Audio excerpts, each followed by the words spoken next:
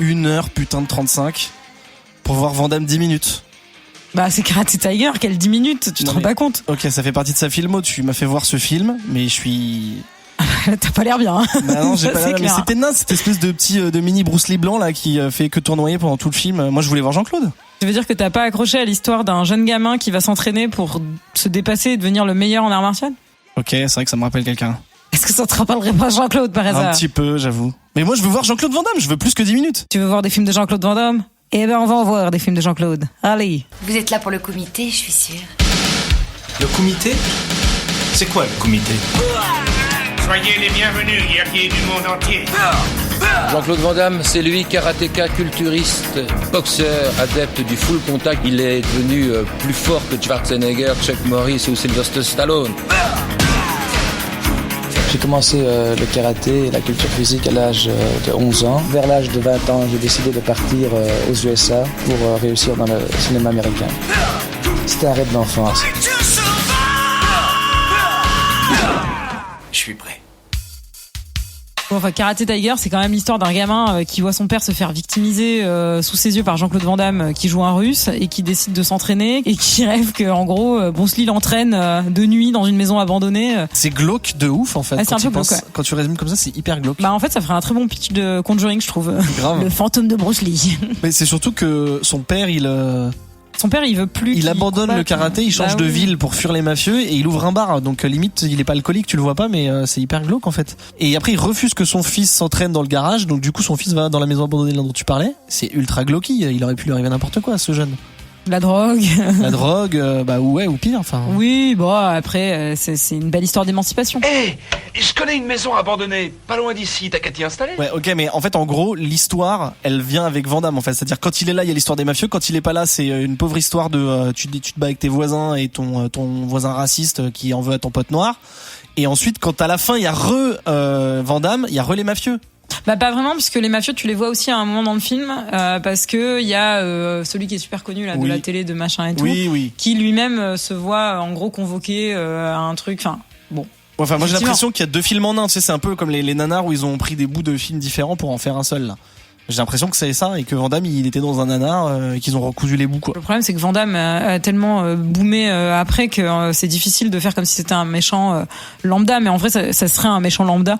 On s'en battrait l'os en fait. Enfin tu vois. Alors j'avoue, j'ai pas kiffé. Je trouvais ça insupportable et très très lourd à finir.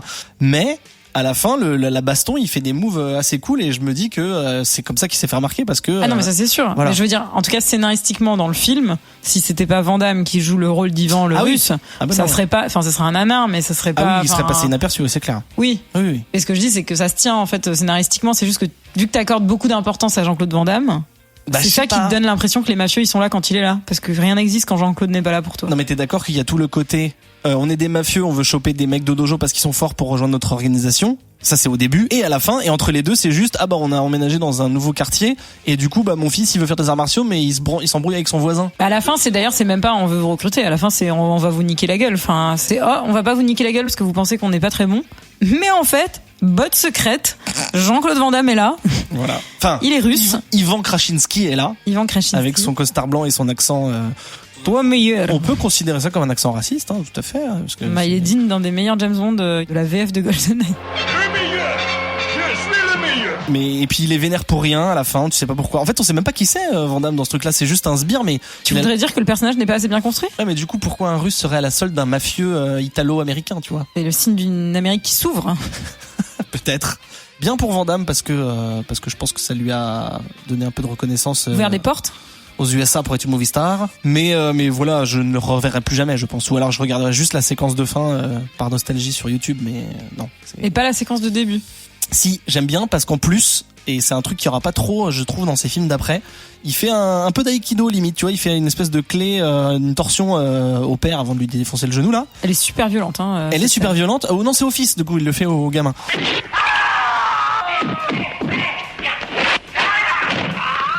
C'est violent et en plus, il y a il est un peu plus dans les arts martiaux japonais, avec plus dans le judo, dans le. Bah ça c'est parce qu'il fait un russe, forcément il s'aventure dans d'autres contrées.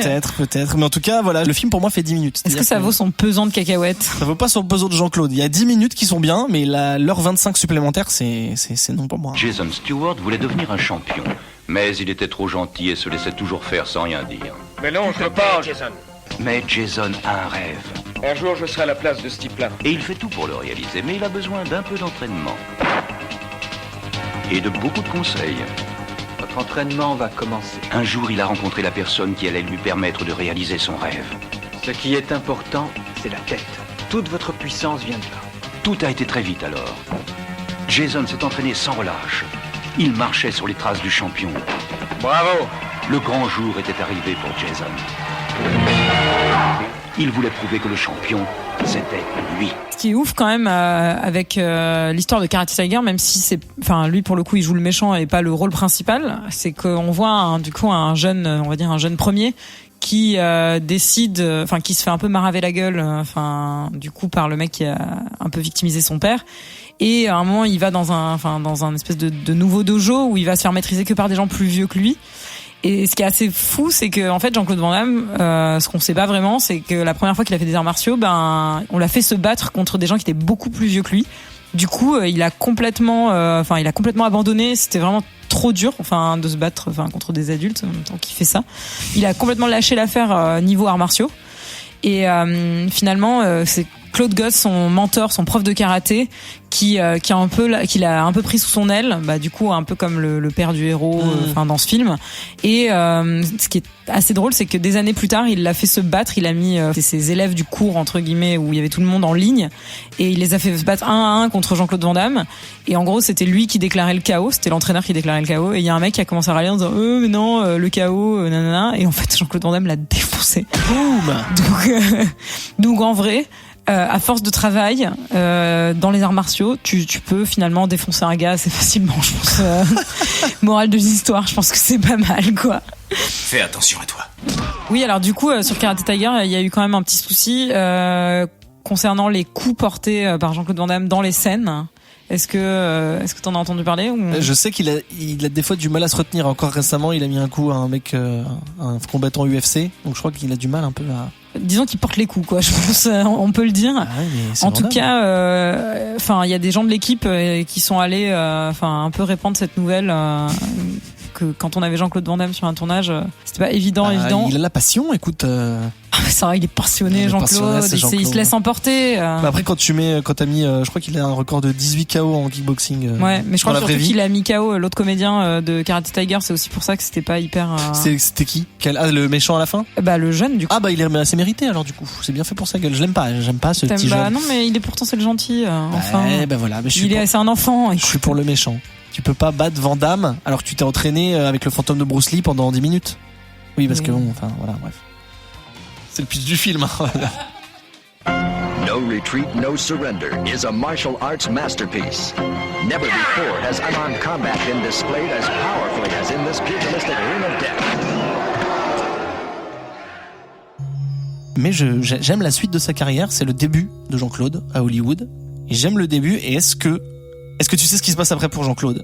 Est-ce que je sais ce qui se passe après pour Jean-Claude? Je sais qu'il va aller traîner ses fesses dans Bloodsport. Oui, mais bien avant. Avant Bloodsport. La rumeur connue de est-ce qu'il serait dans le Predator ou pas. Ah, je sais, mais j'aime bien quand tu racontes ces histoires. Alors, je vais écouter cette histoire. Raconte-moi cette histoire.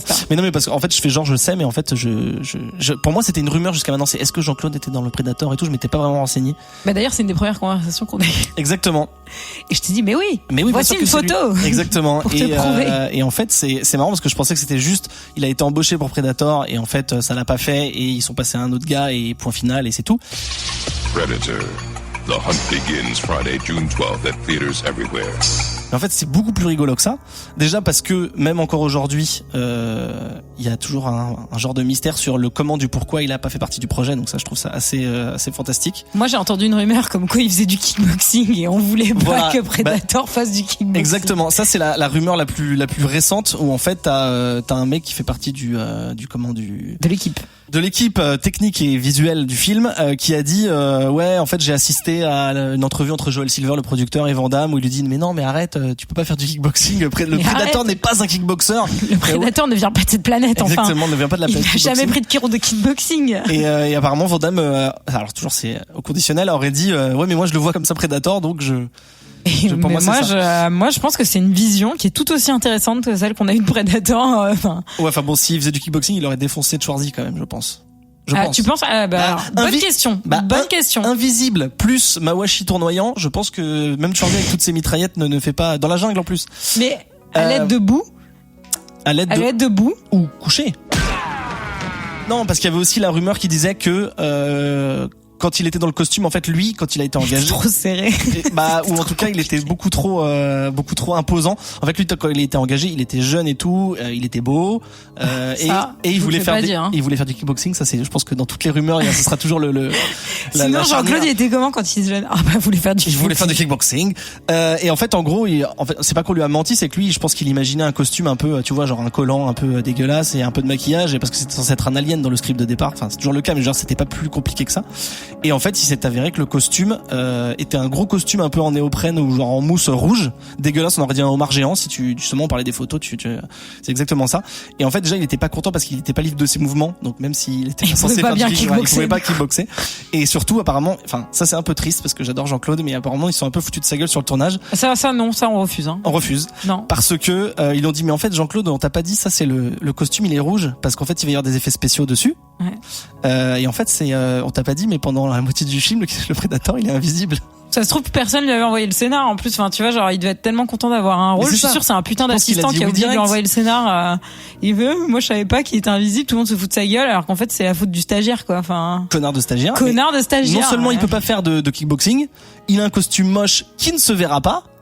Il doit faire à peu près 48 000 degrés dans la jungle. Donc voilà, grosse expérience dégueulasse pour Jean-Claude. Donc il fait de la peine. Il y avait tout ça comme rumeur donc voilà, on sait toujours pas pourquoi, mais toujours est-il que il est parti de ce tournage et plusieurs mois, semaines, je sais pas, en temporalité Van Damme, je sais pas trop comment on est, mais on est un peu plus loin. Le temps, on verra, c'est un concept assez. Le temps, c'est un concept assez large avec Van Damme. Il est serveur dans un resto. Et il va avoir comme client Menahem Golan, donc gros producteur chez la Canon. Canon, pour lequel il avait déjà fait, je crois, un peu de figure, non, à droite à gauche. Dans tous ces petits rôles de merde, on va dire, hein, parce que bon, il est pas crédité. Non, mais je sais pas, je juge sans savoir, mais et en gros, c'est là, alors encore une fois, grosse légende, on ne sait pas si c'est avéré, où il aurait fait des mawashi tournoyants dans le resto sans renverser une goutte de la soupe qu'il allait servir. Ouais, je suis tombé sur la même anecdote dans mon livre, dans ma Bible. C'est que ça doit être vrai. Du storytelling? Mais non, pas du tout. Enfin, on s'en fout. Et ce qui est marrant, c'est que du coup, le mec lui a dit, bah écoute, viens dans mon bureau lundi matin. Jean-Claude Van Damme, quand il est arrivé dans le bureau du producteur, il a enlevé sa chemise et il a expliqué: je ne suis pas encore connu, je suis le meilleur en arts martiaux, je ne suis pas cher et vous allez gagner beaucoup d'argent avec moi. Un pote à lui, à Menahem Golan, lui a dit: c'est le mec qui a joué dans Predator. C'est le mec qui a joué dans Predator. Brillant de ouf. Et le producteur en question, n'ayant pas vu Predator, s'est dit: oh bah s'il est dans un blockbuster beau comme il est, allez, on y va. Et il le signe pour Bloodsport. International martial arts sensation Jean-Claude Van Damme in Bloodsport, the true story of the ultimate champion. Bloodsport, on va en parler. À ses qualités et ses défauts.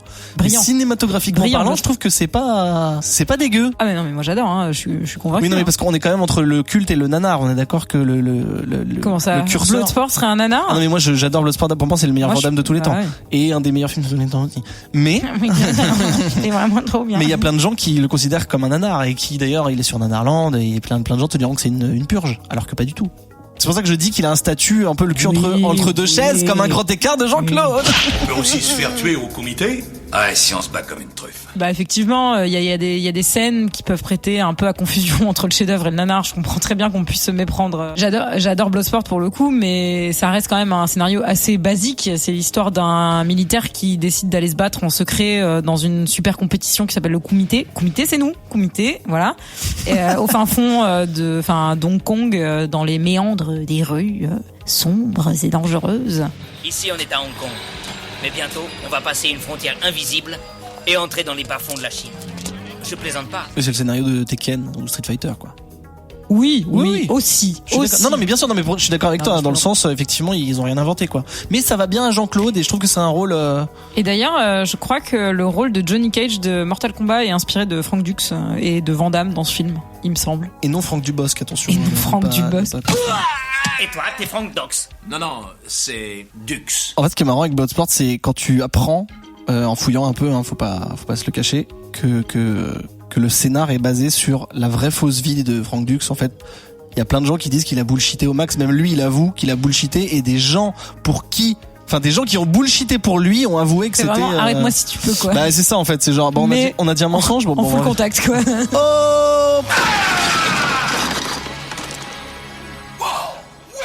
Jean-Claude quand même a séché les cours et a abandonné l'école pour faire les arts martiaux, et ses parents se sont dit, plutôt que de se dire ah non c'est la loose s'il abandonne l'école et qu'il se plante en arts martiaux, c'est quand même naze, ils se sont dit bah il pourra toujours reprendre la boutique de fleurs.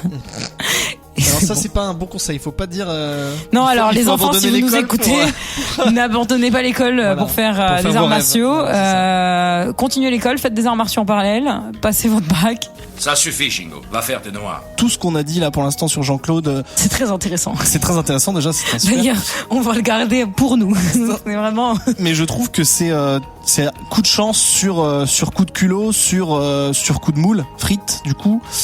Je crois pas en la destinée, mais il a quand même il a chamboulé son propre destin en ayant du culot. Mais enfin tu vois, le fait que le mec le signe en pensant qu'il a joué dans Predator, et ensuite l'histoire d'un gars. Ça c'est le facteur chance. Le facteur chance, il est efficace que si t'as le facteur travail quand même à côté, parce que pour le coup il sait pas il est pas allé voir les films du plan pays, tu vois. Enfin non, mais c'est vrai, il est allé aux États-Unis, il en avait envie.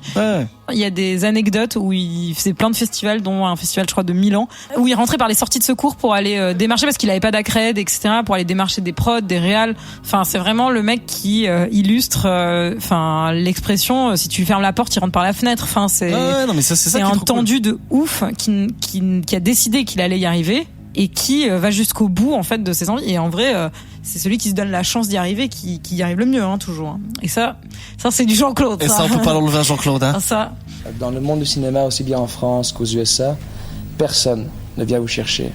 Il faut construire son chemin soi-même, et c'était très dur. J'ai travaillé sans permis, j'étais illégal dans le pays. Quand je suis arrivé aux USA, je parlais pas anglais. Et j'ai contacté toutes les personnes que je savais, comme Stallone, Chuck Norris, producteur, casting et agent. Du coup, il recrute un agent. Forcément. Ah, on le connaît ou c'est un no-name ou... L'agent, c'est pas un agent hyper connu d'autres stars ou... Je ne crois pas. Ok. Mais par contre, ce que je sais, c'est qu'il arrive à lui faire avoir une avance de $10,000, ce qui est plutôt cool, parce qu'à mon avis, Jean-Claude, à ce moment-là, c'était pas non plus la roue de la fortune. Alors Wikipédia dit qu'il a eu 25 000 pour ce film, ce qui est dérisoire. Alors moi, je parlais de l'avance. Oui, mais du coup, ça veut dire 10 sur 25, ce qui est dérisoire. Ça veut dire qu'il en resterait 15. Il en resterait 15.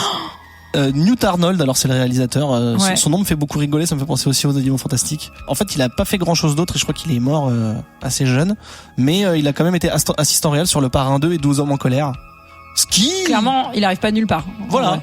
Demain, en route pour le comité. Parce que tu dis Jean-Claude Van Damme est beau, il est dans son... Alors, on parle de lui, et c'est son premier vrai film, et je crois qu'il fera pas mieux. C'est triste à dire, en même temps, il y a 1 million de films. Il est au top, hein. Franchement, c'est la plus... Enfin, moi, c'est là où je le trouve le plus beau. Je vais pas... Tu as 28 ans. Non, il préfère les Asiatiques. C'est les plus beaux, c'est connu. Écoute-le. Franchement, il est au top de sa forme, hein. Il a tout où il faut, là où il faut. Il est pas trop chelou encore. Bah, il a pas encore commencé les mulets frisés, donc ça c'est une petite coupe. Capillairement parlant, ça se passe bien. Voilà, c'est pas mal. Et puis surtout, il a un beau rôle quand même. Il a un rôle plein de valeurs. Bah c'est en fait d'ailleurs les producteurs disaient que ils voyaient en lui le potentiel il a une belle gueule, donc ça peut marcher. Genre séducteur, et en même temps c'est même s'il est belge à la ville, c'est l'américain, le paladin, tu vois, qui va lutter pour le bien et qui va taper le méchant à la fin. D'ailleurs c'est ce qu'il va faire en pétant Chong-Li. Et du coup c'est cool parce que enchaîner Karate Tiger où il fait genre Ivan le Russe qui est clairement un enfoiré parce qu'il pète les genoux des papas, là on le récupère en héros du comité, quoi, qui va venger USA, qui clairement, soi-disant passant, USA est un peu sistra sur les bords, et c'est un peu le beauf américain, quoi. Eh ma biche, ça te dirait de sortir avec un homme, un vrai? Ah tant pis, à la tienne Étienne. Je suis trop beau pour toi, hein. C'est ça, hein, chérie. ok les années 80, enfin fin 80, mais au début du film, il va voir son Shidoshi, donc son maître qui lui a tout appris. Il est en marcelle noire, échancré jusqu'à peu près au-dessus du nombril. Bah ça on aime, excusez-moi. Pantalon à pince, vraiment en dessous des pecs. Bah, je vois pas où est le problème. Blouson en sky, manche relevée. On va pas voir son maître dans cet accoutrement, je suis désolé. Alors, oui et non. Santiago, j'ai oublié. Ah oui, voilà. Santiago, pardon. Oui, mais en même temps, il se rattrape à la fin parce que quand même, c'est lui qui a le plus bel habit de combat. Hein. C'est vrai il a des jolies couleurs. Il est assez classe. Les kimonos sont de bonne facture et assez épais. J'aime bien. Ils sont amidonnés un petit peu. Je trouve ça assez classe. Ça a l'air confortable en plus. T'as l'air d'être à l'aise dans tes mouvements quand tu fous le contact en kimono. Ça fait 2 fois. Hein. Ça fait 2 fois que tu fais là. Oui, mais pas assez confortable dans le sens où dès que c'est la merde, il enlève. Alors, ok, c'est pour montrer ses pecs. Non, mais ça s'appelle déstabilisation de l'ennemi, ça. Hein. Je sais pas, ça fait aussi, les gars, je suis pas assez bien dans mes trucs, je commence à suer. Venez, j'enlève mon kimono de couleur. Qui n'est pas assorti à son bas, d'ailleurs. Ce qui est bien et pas bien. Non, franchement, c'est plutôt joli. Je trouve qu'il y a une belle harmonie, moi. Enfin, moi, je lui mets un bon 6 sur 10 pour l'harmonie des couleurs. Wow, ça rigole pas, vous avez vu ça? Qui lui a appris ce style de mode? Je ne sais pas. Est-ce que c'est Senzo Tanaka qui est son Shidoshi? Je crois qu'il y a des gens qui n'ont pas dû comprendre la phrase que tu viens de prononcer. Senzo Tanaka? Senzo Tanaka, c'est son prénom. Et Shidoshi, Shidoshi, c'est comme un sensei, un maître. Alors, je ne connais pas la traduction littérale de Shidoshi, mais ça doit être un truc comme maître ou référent, ça me va. Ou professeur. Ouais. Non, je l'aime bien, lui, on le voit pas beaucoup. Et c'est vraiment la force tranquille. Le japonais, alors qu'il est fait par un acteur chinois qu'on a vu dans Indiana Jones d'ailleurs. Toi qui aimes beaucoup Indiana Jones. Ouais. Qui est chinois et qui joue un japonais. Et qui dit quand même la meilleure phrase. Vous dormez, Shidoshi? Tu dors souvent les yeux ouverts. Et qui donc lui a appris le troll avant qu'il y ait Internet d'ailleurs. Dans la catégorie conseil de ton entraîneur, il faut savoir que l'entraîneur de Jean-Claude Van Damme, quand il s'entraînait, qu'il était un peu plus jeune, lui disait frappe comme un cobra. Et moi je trouve ça hyper classe quand même. Enfin, un cobra n'a pas de bras, donc du coup tu frappes avec quoi? Avec ta tête. Avec ta tête. Avec ta tête de cobra. Frite. Il y a une scène qui fout les putains de frissons et c'est une scène dont je me souviendrai tout le temps parce que ça a marqué mon enfance. C'est quand le fils de Senzo, qui s'appelle Shingo, qui soit doit aller faire ses devoirs, soit aller faire la vaisselle, à chaque fois il se fait engueuler par son père, meurt et du coup Van Damme il dit ouais je suis dégoûté, c'était mon meilleur ami, tout ça machin. Et on comprend un peu le leitmotiv du personnage. C'est ça, qui veut faire honneur. Est-ce que tu voudrais dire que ce personnage, par exemple, est mieux construit que celui de Karate Tiger? Mais alors, au hasard il est mieux construit que tous les personnages de Karate Tiger mélangés. Alors qu'on le voit 2 secondes, Shingo quand même. Et donc, du coup, Senzo Tanaka lui dit bah voilà, mon fils il est mort, j'ai plus de raison de vivre, je vais me retirer comme un ermite et c'est tout quoi. Guidez-moi. J'y arriverai. Tu n'es pas japonais et tu n'es pas un Tanaka. Vous m'avez appris à vaincre toutes les difficultés et à ne jamais se limiter à une seule technique. Donnez-moi les moyens de combattre. Pourquoi? Pour vous faire honneur. Shidoshi. Et là, il y a la musique de Paul Herzog derrière. Il dit guidez-moi, donnez-moi les moyens de combattre Shidoshi. Tu n'es pas japonais, tu n'es pas un Tanaka, il lui dit. Qu'on va lui redire d'ailleurs quand il va arriver pour s'inscrire, enfin pour dire j'ai envie de participer. Je suis là. On va lui dire mais tu combats pour qui en fait, parce que USA il est là et toi tu fais quoi? Il dit je suis du clan des Tanaka et les autres ils vont le faire hey mais trop quel blagueur. Pas du tout, t'es Jean-Claude Van Damme et tu viens jouer dans Bloodsport. Non pas du tout. Mais tout à fait méta. Mais comme toi tu peux pas être du clan Tanaka et être non japonais apparemment selon le. Tu peux. Sauf que qu'est-ce qu'il faut faire? Le DIMAC. Le DIMAC. Tu sais ce que c'est, toi, un DIMAC? Moi aussi, je vais te parler de ma scène que j'aime bien. Allez, le DIMAC, qu'est-ce que c'est? Le DIMAC, c'est clairement construire un petit muret avec des briques. Sans ciment. Sans ciment, si possible. Non, en vrai, c'est-à-dire qu'on va demander à Franck Dux, aka Jean-Claude Van Damme, est-ce que tu pourrais casser une de ces briques? Il va faire, mais oui, pas de problème, choisis la brique. La première personne va choisir la brique du dessus, les autres, ils vont faire. Non! La première en partant du bas. Et en fait, Jean-Claude va effectuer une espèce de pression de coup, en fait, par-dessus, du coup. Avec son ki. Avec son ki ou son chi, son énergie. Oui, voilà. moi j'aurais dit sa main, mais oui, avec son chi, si tu veux. Oui. Et il va donc réussir à casser l'unique brique du dessous sans toucher aux autres au passage. Quand j'étais petit, je savais pas, j'hésitais entre est-ce que c'est la pression exercée qui pète la brique du bas, ouais. Ou est-ce que il a fait traverser son énergie à travers toutes les briques dans le sens vertical pour péter la brique du bas? Je veux pas blesser ton toit d'enfance, ouais. Je pense que c'est la pression.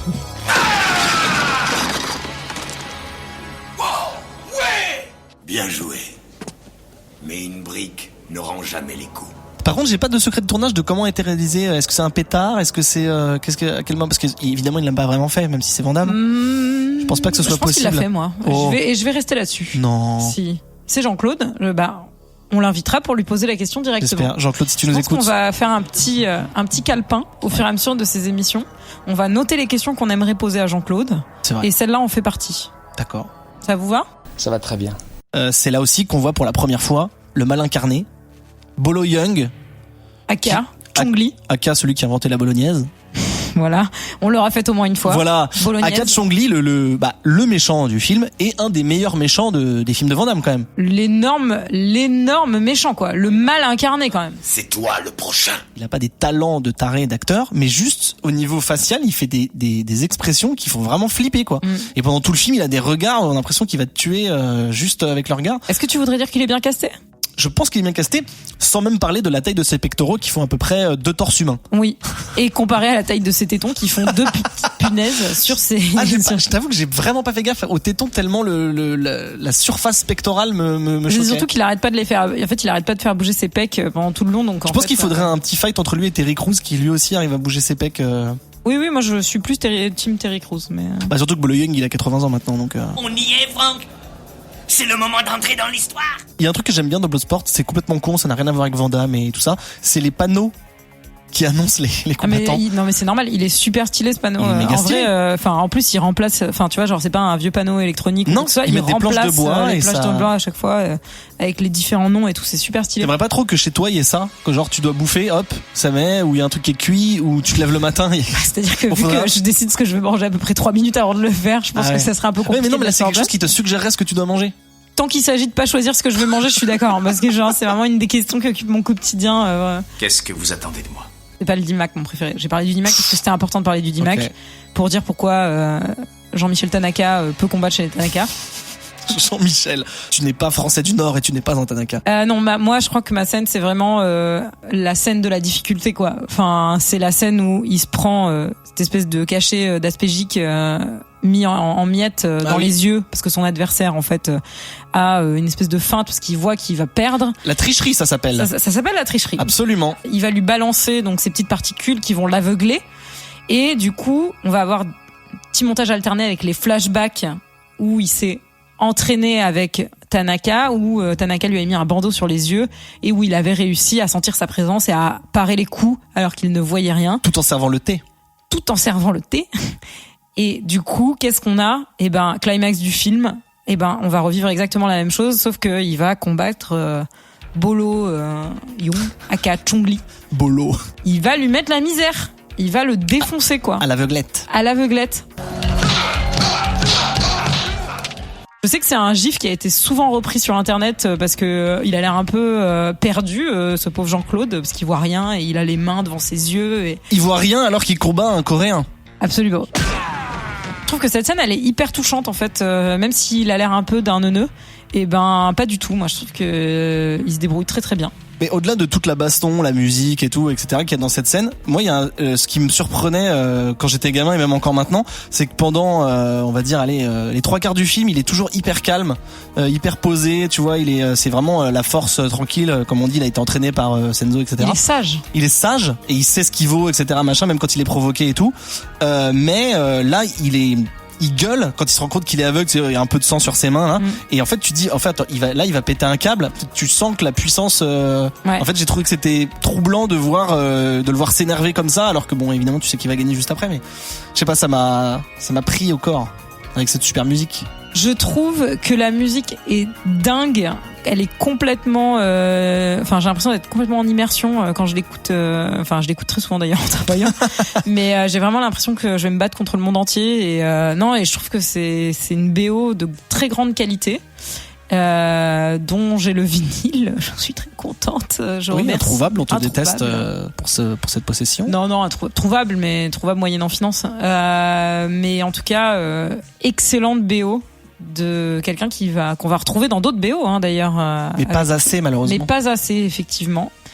Et ben ça sera une des nombreuses questions aussi à poser à Jean-Claude, s'il a toujours des contacts avec son copain compositeur. Paul Herzog. Pourquoi Paul nous a-t-il abandonnés? Why? Quand tu veux. Où tu veux. À n'importe quelle heure. Si jamais t'as besoin de moi, je serai là. Mais en vrai, Tanaka, il est mort comment? Fils Tanaka fils. Eh ben on sait pas comment il est mort, mais il est mort foudroyamment. Foudroyamment. Non, moi, j'aime me raconter que c'est Chong-Li qui a tué Tanaka fils. Enfin, je me le raconte. Alors, j'en ai le oui, ça peut être mortel parce qu'il dit quand je serai plus grand, je combattrai au kumité et mon père sera très fier. C'est pas s'il a déjà été au kumité, et surtout si Chong-Li avait buté Shingo, qui est une théorie. J'aime beaucoup, j'adore le fait que tu aies apporté cette théorie parce que j'ai très envie d'en discuter, mais Tanaka, il aurait pas laissé Van Damme y aller. Il aurait pas voulu perdre un deuxième fils, tu vois, parce que c'est un peu comme son fils. Bon, c'est pas un vrai Tanaka de toute façon. Si. Je vais lui dire, Jean-Claude, s'il vient dans cette émission, je vais dire que Julie a dit que t'étais pas un vrai Tanaka. Non, mais tu vois ce que je veux dire. Enfin, si Senzo savait vraiment. Si c'est pour aller venger son fils. Mais à la fin, d'ailleurs, en parlant de ça, à la fin, quand il le bute, évidemment, il bute Chong-Li, tu l'as dit. On sait pas s'il est plus content d'avoir vengé son pote rouquin redneck ou d'avoir fait honneur à son Shidoshi. C'est un peu. Bah, on va dire que c'est les deux. Ouais, mais bon, à la base, il était là quand même pour faire honneur. Moi, ce que je trouve bizarre, c'est que Frank Dux était coordinateur de baston sur ce film et qu'il est pas genre juste ou donner plus d'infos ou donner moins d'infos. Enfin, je sais pas, j'ai toujours pas trouvé le. Je connais pas assez sa vie pour savoir à quel point c'est romancé, mais comme je te le disais, apparemment c'est bullshit to the max. Donc, enfin moi, il m'intéresse pas trop. Moi, j'aime me raconter que Frank Dux, c'est comme à la fin, quoi. Toutes les stats. Ouais. C'est vraiment en plus la vieille voix de New York Unité Spéciale, mais genre qui raconte la vie de Frank Dux. De 1975 à 1980, Frank Dux a livré 329 combats. Il s'est retiré invaincu avec le titre de champion du monde de full contact, catégorie poids lourd. Ce podcast est l'histoire de Jean-Claude Van Damme. Et alors, petit détail aussi que j'aime beaucoup dans ce film, c'est que c'est le premier film, machin, etc. Mais c'est aussi là que on va découvrir plusieurs trucs que Van Damme va faire dans quasiment tous ses films après. Alors il y a deux trucs, il y a la tête de je suis désolé. Tu vois, notamment quand il met le coup de poing dans les couilles du sumo là, qui est la seule façon de le battre parce que sinon il est trop paladin, il aurait pas triché comme ça, tu vois, c'est un coup bas, mais là il le fait parce qu'il pouvait pas faire autrement. Coup dans les couilles et du coup méga désolé, genre sourcil à la Nathalie Portman, tu vois, à 45 degrés, genre je suis désolé. Et après il aura toujours cette gueule dans les films. Non mais il a vraiment cette gueule là, je suis désolé. Et le deuxième truc c'est les petits bruits. Ce que je vais appeler les petits bruits, c'est dès qu'il se prend des coups, c'est mortel. Mais d'ailleurs ça commence à son entraînement avec Senzo Tanaka où en fait il est en train de faire des comme ça, il lui met des coups de bambou qui doivent quand même faire vachement mal et il fait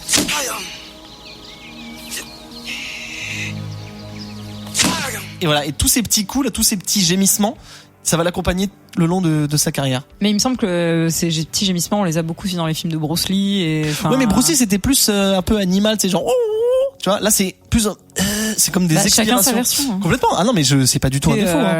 Jean-Claude se fait sa propre personnalité, se construit son propre. Donc l'accent du sud d'un coup là qui ça c'est la c'est la racine. C'est les racines. C'est les racines qui ressortent. C'est racines. Je ne pourrai assister au comité que si vous m'aidez. Alors aidez-moi. Et puis peut-être qu'on pourrait faire connaissance. On n'a même pas parlé du personnage féminin qui est absolument insignifiant et qui est vraiment la fille trophée qui en fait déteste le comité parce que c'est que de la violence. Vous êtes là pour le comité ? Oh, putain, tu le fais trop bien. Putain, c'est moi. Pas mal. Et qui en fait à la toute fin en fait elle est ok, elle est hyper contente sans aucune raison, elle change d'avis, elle est trop contente alors qu'elle le détestait juste avant en disant tu vas te faire tuer. Non, alors là je suis pas d'accord avec toi. Donc personnage quand même féminin de journaliste qui vient faire une espèce de petite enquête donc là-dessus. Elle sert à rien, elle est pas écrite du tout. OK. Elle couche avec Jean-Claude, ce qui nous donne d'ailleurs possibilité de voir son cul, le fessier de Jean-Claude. Le sif de Jean-Claude. Fessier luisant d'ailleurs, reluisant. Non, très joli fessier parce qu'on a une scène où il remet son slip. Bah, c'est là qu'on voit Mister Belgique du coup. Oui, bah écoute, on n'a pas donné notre argent pour rien quoi. Enfin, bien, clairement, on n'est pas. Après Nuit d'amour torride avec Micheline journaliste. On sait pas si c'était torride. Non mais c'est sûr, t'as vu sa tête au réveil. Il y a forcément un truc positif qui s'est passé pendant cette nuit. Elle est pas décoiffée, mais ok. Elle a l'air bien. Écoute, elle a l'air plutôt sereine. Épanouie. Elle en profite pour le suivre parce qu'elle savait pas où c'était le comité. Et du coup, elle l'observe, elle espionne et elle est là. Non, et surtout, du coup, on comprend qu'elle tombe un peu amoureuse de lui, puisqu'elle veut le protéger, elle veut pas qu'il aille se battre contre celui qui a défoncé OK USA, par exemple. Mais, donc, en fait, finalement, elle est un peu amoureuse, elle lui dit n'y va pas, elle lui finit par y aller, et elle est contente qu'il s'en soit sorti. Moi, je vois pas où est le problème, là, pour le coup. Où est le problème?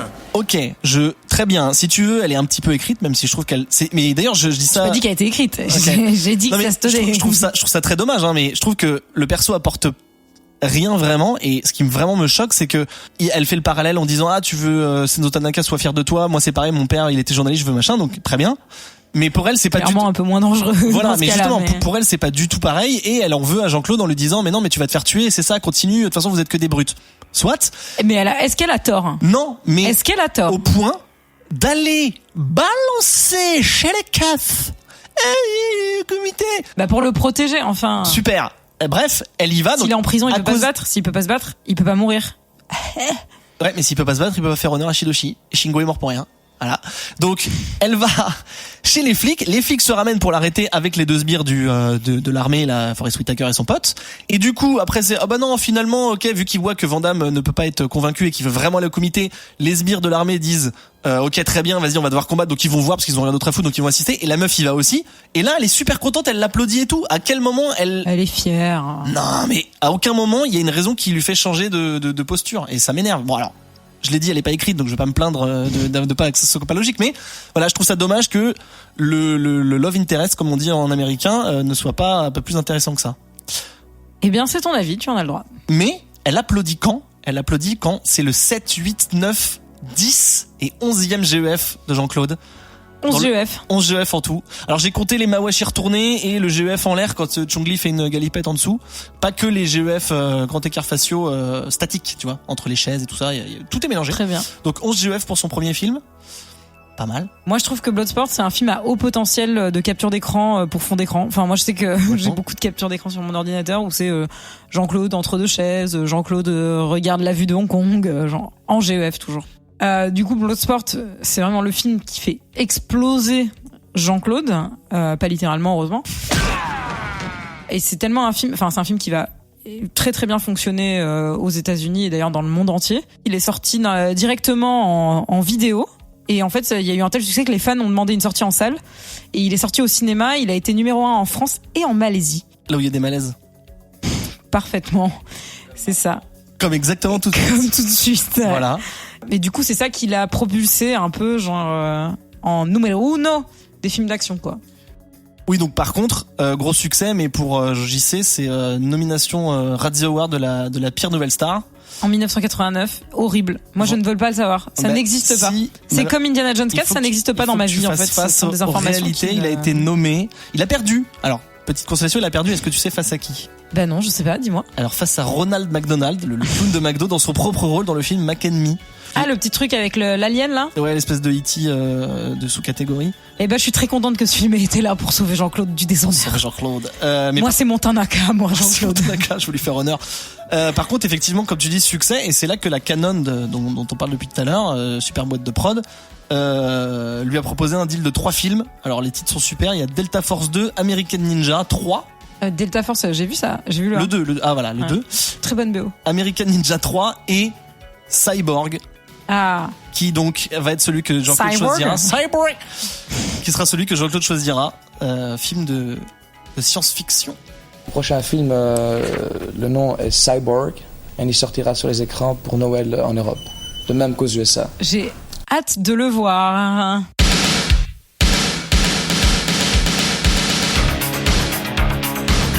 Que le meilleur gagne.